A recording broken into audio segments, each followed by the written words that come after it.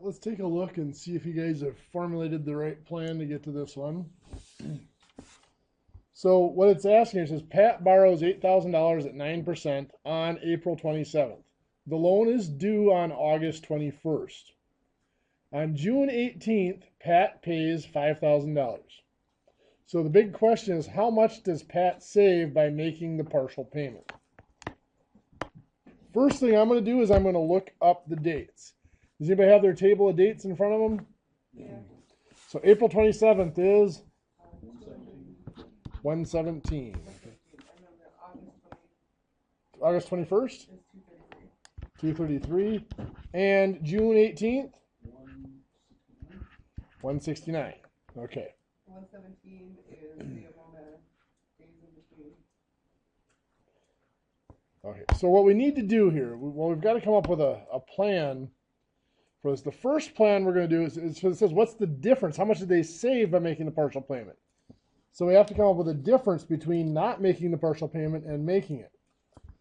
So we're going to start out, the first time we're going to do this is no partial payment.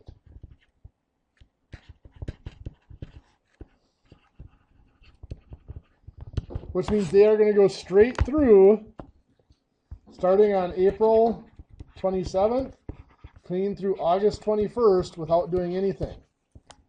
So how much are they going to pay on August 21st? Well, the amount of interest is going to be the principal of $8,000 times the 9%, 0.09, times, what was the difference between 233 and 117? 116 over 360. So that gives us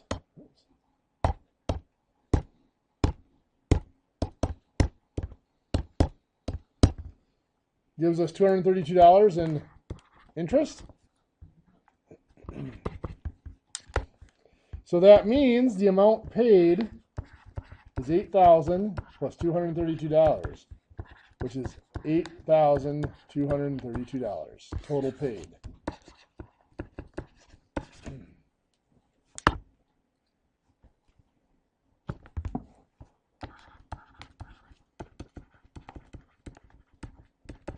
Total interest was $232.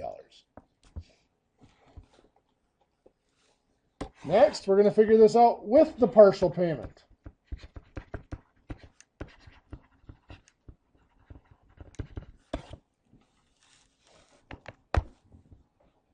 So we're going to start out by doing April 27th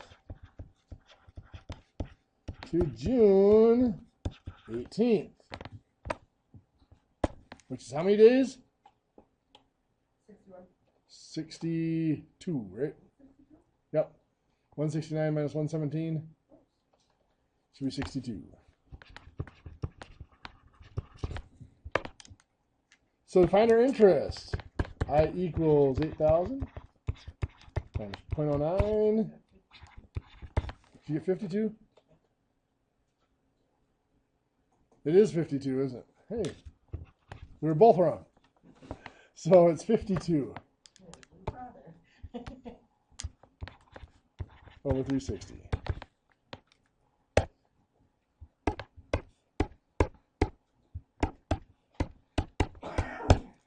So we get, not that. Let's try that again.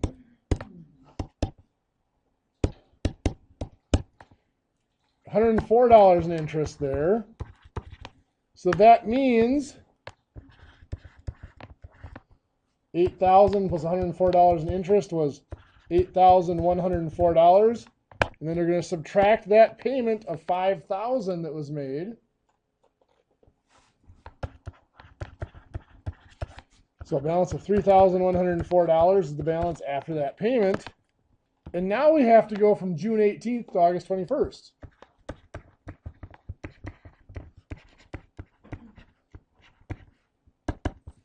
Which is going to be how many days? Those look like 64 days.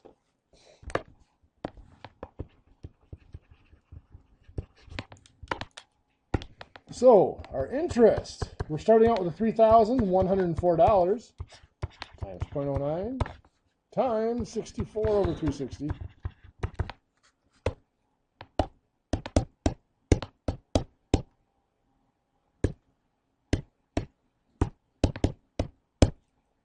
You have $49.66. So your 3,104 plus the 49.66 is $3,153.63 is the amount that has to be paid at the end. So there are two ways we can look at this. We can look at the total paid, which they have to pay this amount at the end, plus the $5,000 that they've already paid, which would be $8,153.66. Or we could look at the total interest. Here we had the $104 from up here, plus the 49.66 is $153.66 here. Where up above, their total interest was $232. So we've got 232 compared to 153.66, which is what? 78.34. Looks good to me.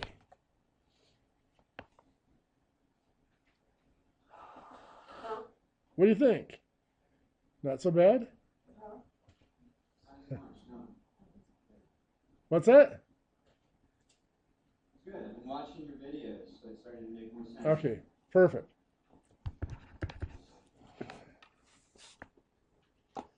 So do another one like that? Sure, we can do one more like that. I'm telling you, Todd, you could have a box set of your videos. I'm trying. Not a huge market out there. No. I actually was looking through the analytics on YouTube. There aren't any of my videos that have had more than 17 views. So start sharing them. There you go. Well, I've watched it at least like 3 or 4 times, so I'm a repeated viewer. So you're 1/5 of my views.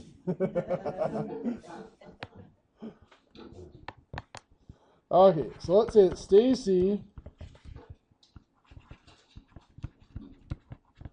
borrows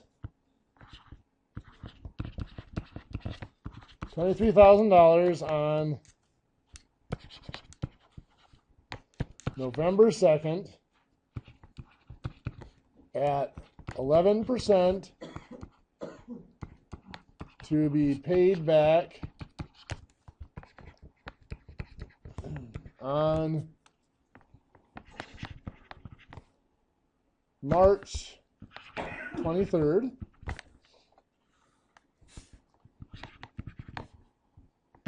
On January 4th,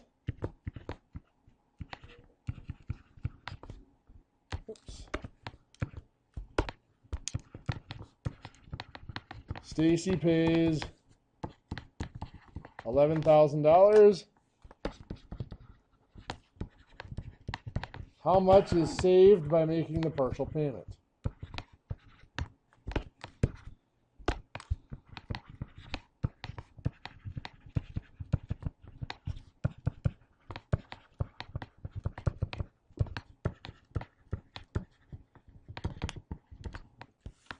I'll pause this for you.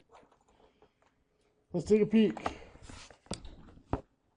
So again, we're going to start out with finding our dates. November 2nd is 306. January 4th, of course, is 4. March 23rd, 82. So now we're going to do no partial payment.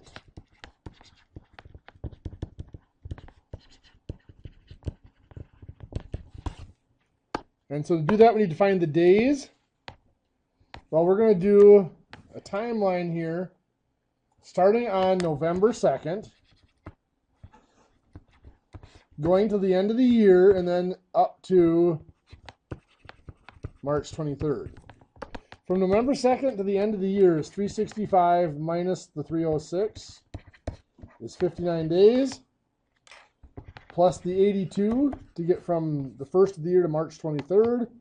So that is 141 days total. So the interest is 23,000 times 0.11 times 141 over 360.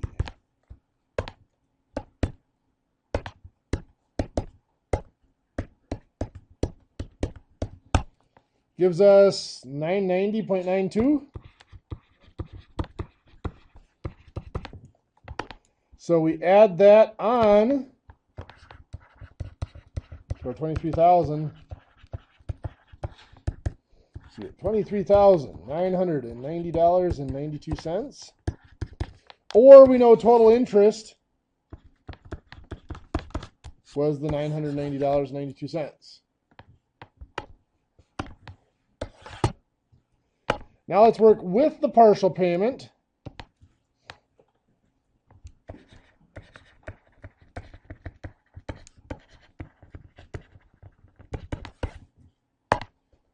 We start off doing the November 2nd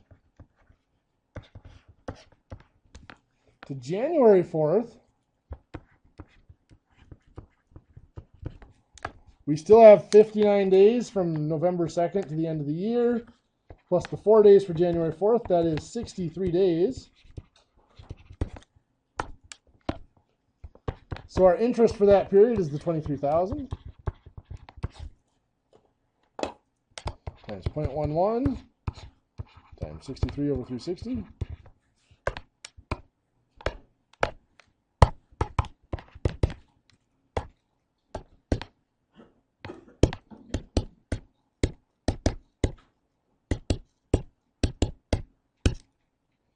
Give us 442.75. We have to add that on to the 23,000.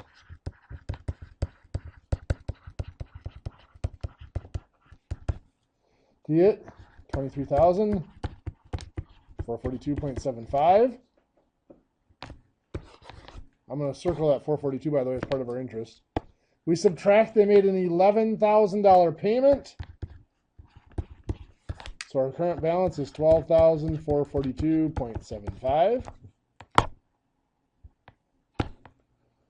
So our next payment then has to go from January 4th to the March 23rd.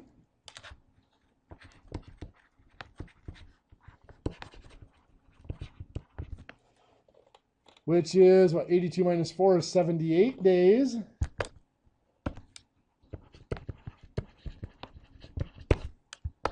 So our interest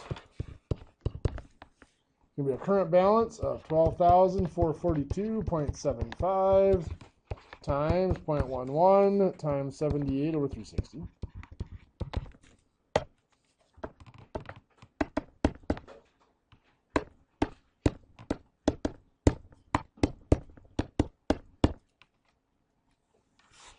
Which is 296.55.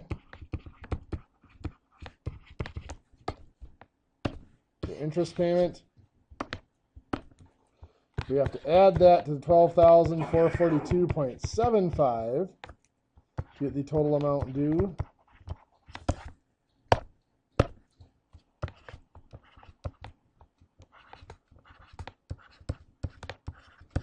So $12,739.30 is the total amount due. Easiest way probably to find the difference is to look at the total interest again. Here we've got $442.75 and $296.55.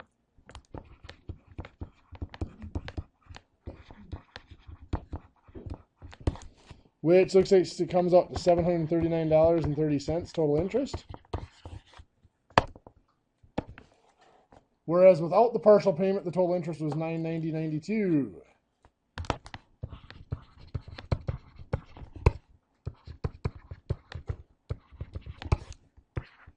So we subtract to get a difference of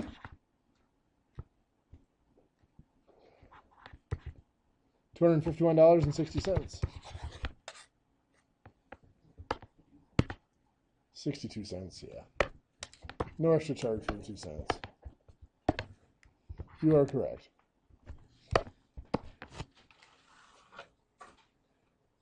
What do you think? Cool. Good stuff? Yep. Okay. We ended last time introducing a simple discount note. Now we said the difference was our simple interest note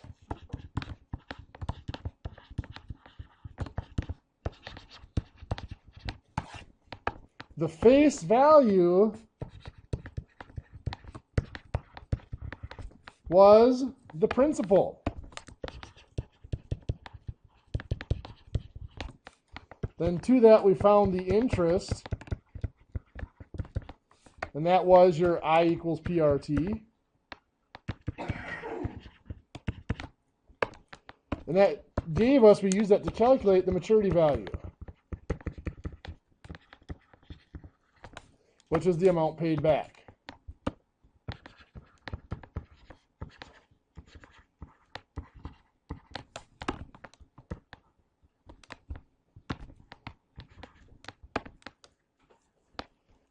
In a simple discount note,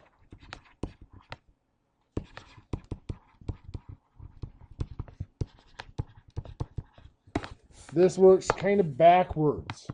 The face value is the maturity value. It's the amount that is paid back.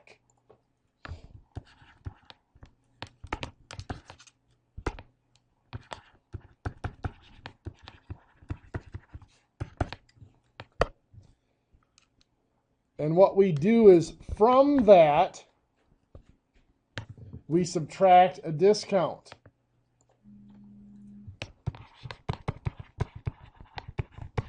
And a discount is that interest that's found, I equals PRT, only we use the face value instead of a beginning value. So it's face value times rate times time. And that gives us what's called the proceeds, which is how much you get.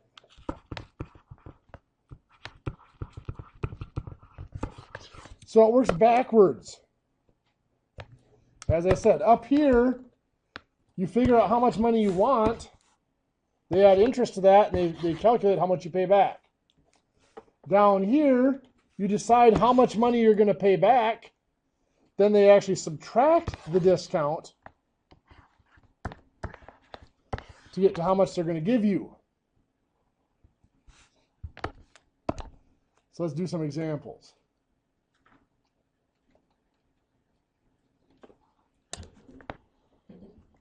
Let's say you're going to take out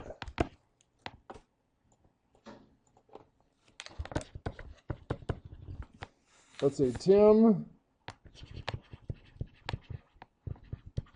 borrows $4,500 on a 7.2% 120-day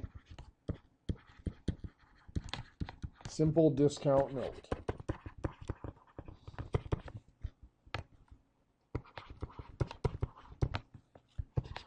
We're going to find several things here. One, the discount, sometimes referred to as the bank discount. It's called the bank discount because that's the bank's profit. That's their interest. That's the money they get to keep. And two, the proceeds.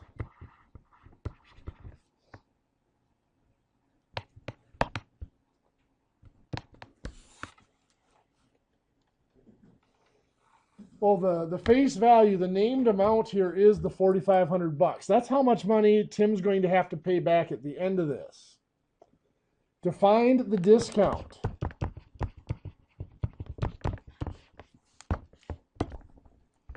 the amount of interest, which is the amount of the discount, is the principal, $4,500, times what would be next? The rate, which will be 0.072 times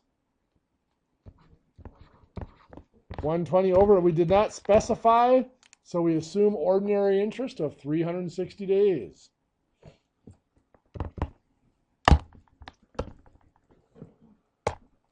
So 4,500 times 0.072 times 120 divided by 360.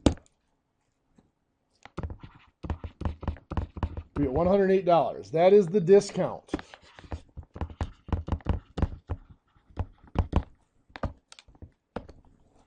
I mean, so far that looks relatively normal compared to the problems we've done.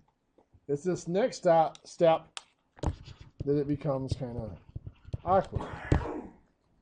The proceeds are going to be found by taking that face value, $4,500, and subtracting the discount.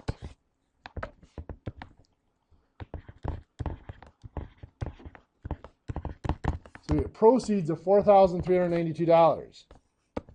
So what this one looks like is you're going to receive $4,392. You're going to pay $108 in interest and then pay back $4,500.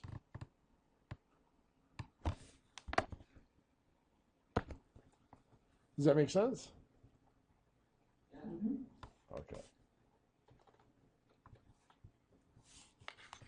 So let's say that Sean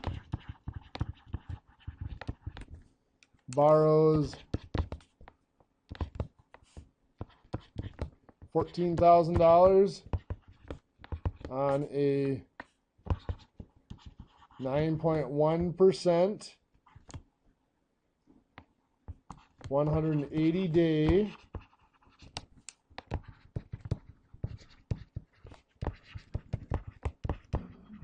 simple discount note. Find the discount and the proceeds. I'll give you a few minutes to try that in your notes.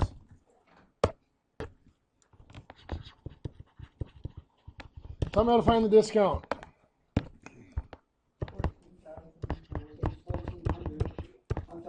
14,000 Okay, times 0.91 careful. 091. or 0.91. 180 over 360. 180 over 360, good. $637 is correct for the discount. That's the discount.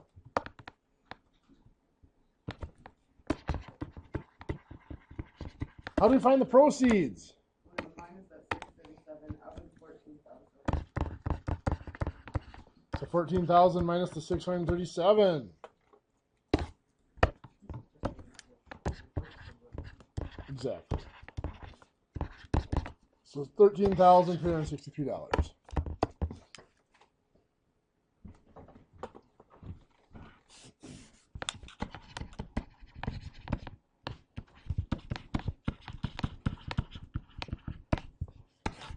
Let's play a little game.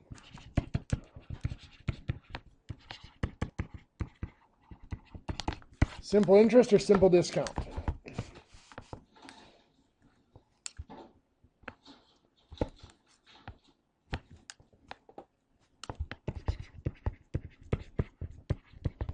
Parker needs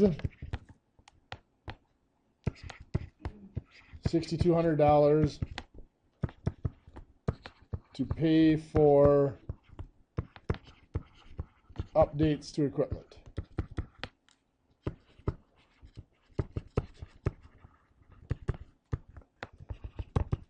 We'll pay back plus interest later. Does that sound like a simple interest or a simple discount? That is definitely simple interest. So either pay back plus interest. If they're paying back more than the $6,200, that's definitely simple interest.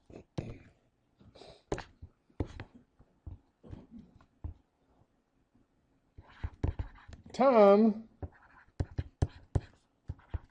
will receive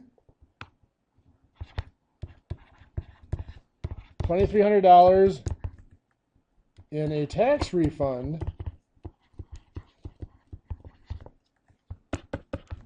in 30 days.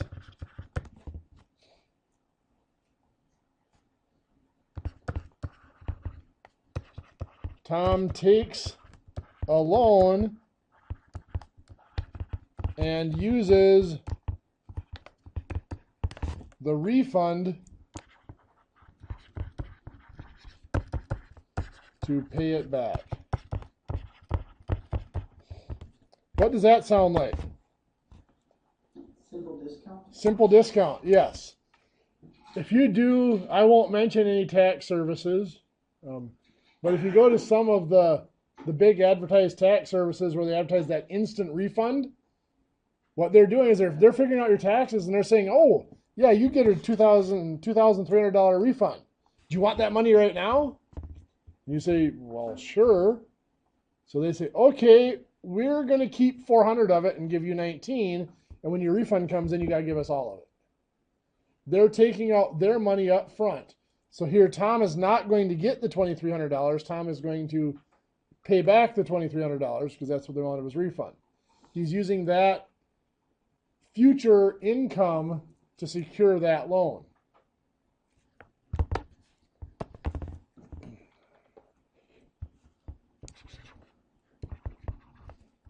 Pam purchases bonds labeled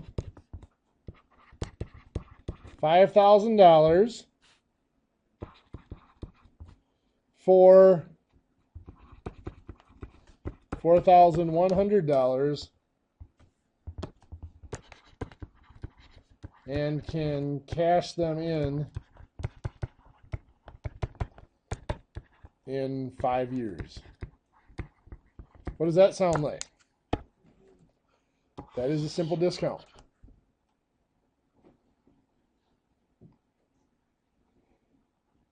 Bonds typically have a face value that is what they're going to be worth at the end. You buy $5,000 worth of bonds, savings bonds, treasury bonds are a great example of this. You're not going to pay $5,000 for them. You're going to pay the discounted amount. So whatever the bond rate is at that point in time, or if it's for a treasury bill, it's a federal bond rate. For a corporate bond, of course, it depends on the company. If it's a company that's financially not sitting so well, they're going to pay a higher rate. But then there's also a chance that they go bankrupt and you get nothing too. But they figure out that discount exactly like we've been doing on these discount notes. They take that bond rate times that period of time to get a discount. They subtract that off of the face value to get the proceeds, which is what you're going to pay for. Basically, what a bond is either the government or a corporation borrowing money from individual people. So they are taking out a loan from you when you buy a savings bond. I saw the number once. It's like 60-some% of the federal debt is owed to citizens of the United States through savings bonds. It might be lower than that now. That was in like 2009. So the debt's changed a little bit since then.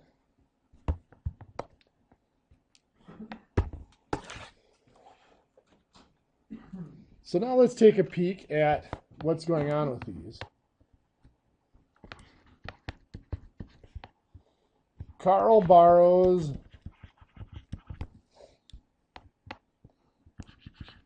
$10,000 at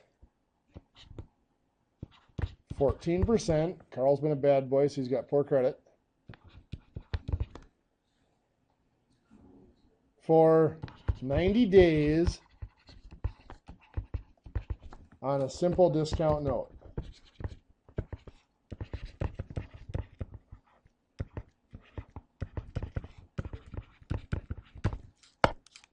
So let's analyze this situation. Let's just go through what we would normally do. Let's find the discount.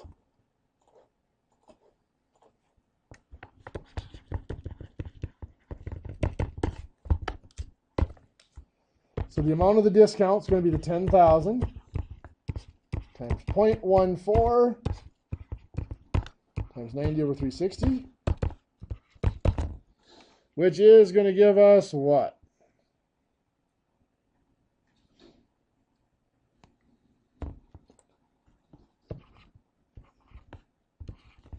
$350.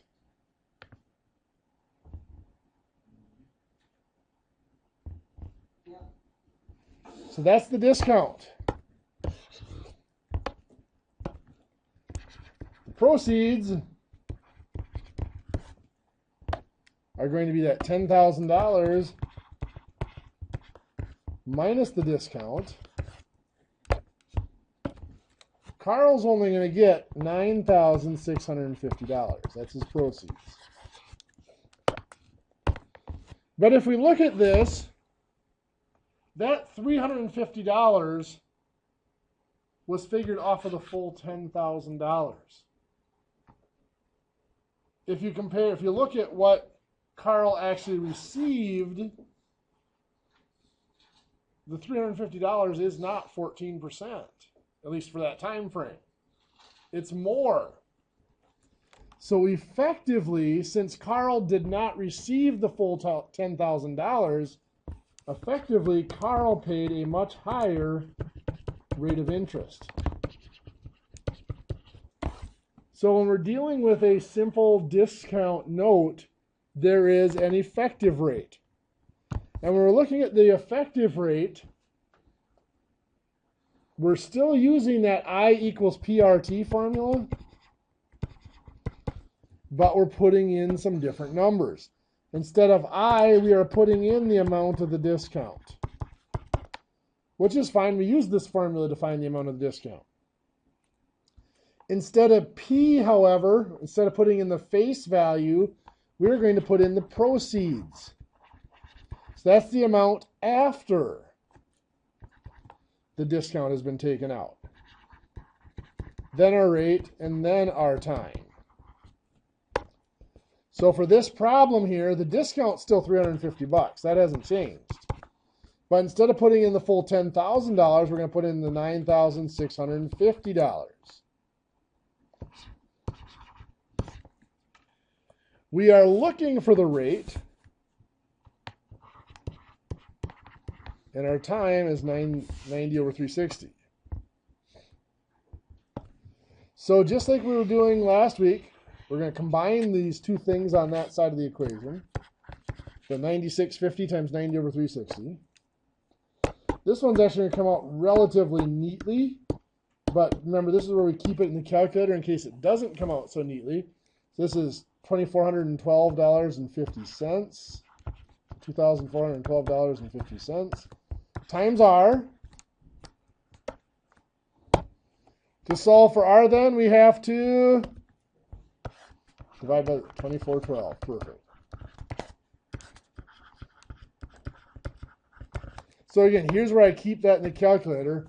I'm going to type in 350 divided by that previous answer. So 0.14508. And I do recommend you go to 5 decimals here.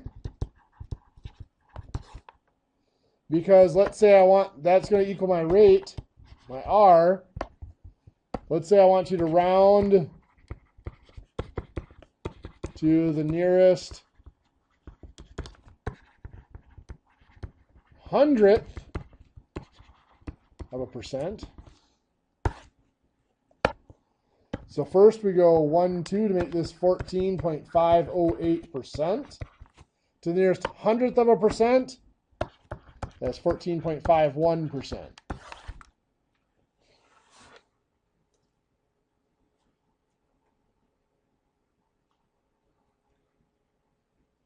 So even though the rate stated on that loan is 14%, because Carl does not get the full $10,000 here, effectively Carl is paying 14.51%.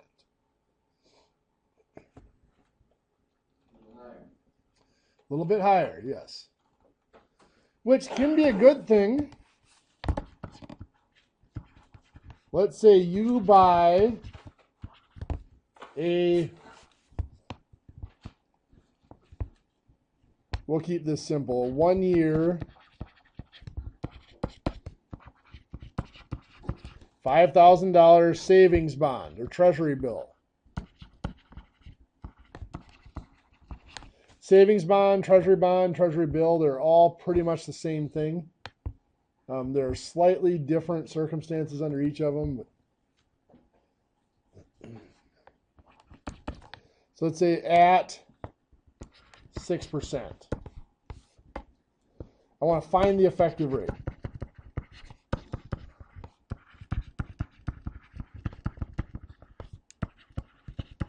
This is kind of a sneaky problem because even though I only asked for the effective rate, we still got to find everything else anyway. We have to find the discount.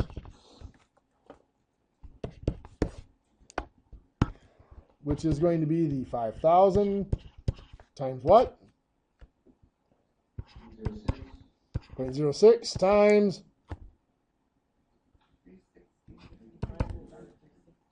360. we can just go 1. It's 1 year. We can just go with 1. Okay. Which is going to be $300. Is our interest. That's our discount. So the proceeds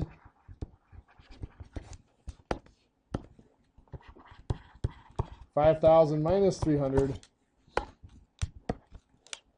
is $4,700. Effective rate. Do charities do proceeds? Is that what they call them, proceeds? That's different. Those are looking at that's a type of proceeds that are usually donation based, or Right. proceeds is another word for profit, but it's a non-taxable profit. Like non-profits are allowed to buy items and sell them, but they're technically not selling them. They're giving them away for a recommended donation.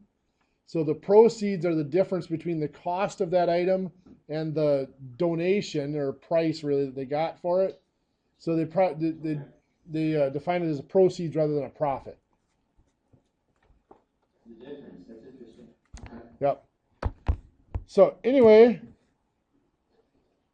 to find our effective rate, we have to do the amount of the discount is 300 equals what goes next? 4,700, 4,700, and then R times 1. Yeah.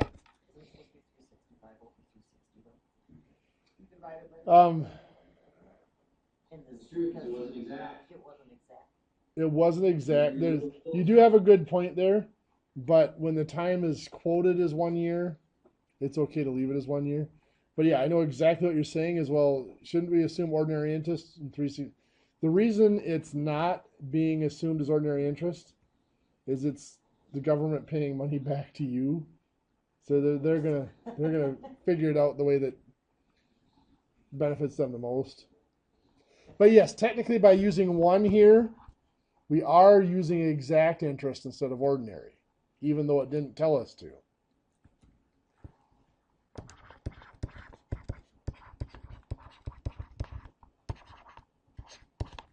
So I do the 4,700 times 1 is 4,700. Then I'm going to divide by 4,700. So my rate is 0.06. Remember, it should go at least 5 decimal places. 0.06383. Let's say I ask for this to the nearest 1/10 of a percent. So the decimal point over, it is 6.383, which is going to be 6.4 to the nearest 1/10 of a percent.